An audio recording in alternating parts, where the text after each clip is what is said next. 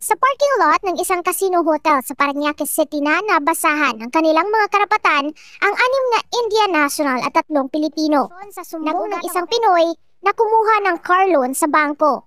Dahil hindi na mabayaran ang monthly amortization, ipinasok niya ang kotse sa isang car rental company.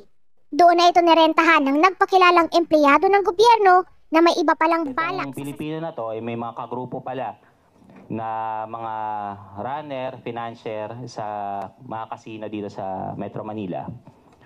So ipinasa niya ito sa grupo nila at pagkatapos isinanla nila ito sa isang Indian national. Ng Indian national ang kotse sa halagang 70,000 pesos sa isa pang grupo ng Indians na nagpakilala namang medical students sa Northern Luzon. Ng bangko, hindi ma-produce ng rental company yung sasakyan.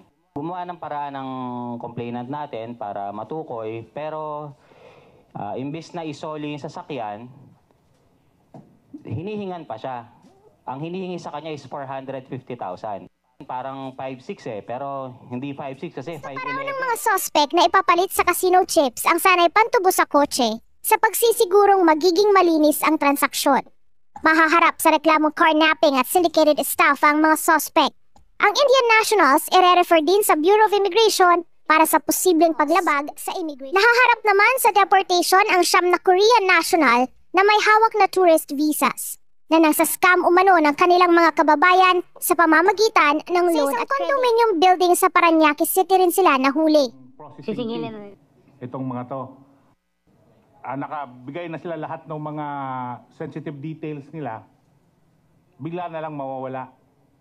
So, nakuha yung pera nila, tapos wala naman silang nakuha. Inaalam na ng NBI kung posibleng diversion ito mula sa illegal POGO operations. Mahaharap sila sa reklamong paglabag sa Scamming Act dito sa Pilipinas. Coordination ni the Korean Police siguro, kakasuhan din ito sa Korea.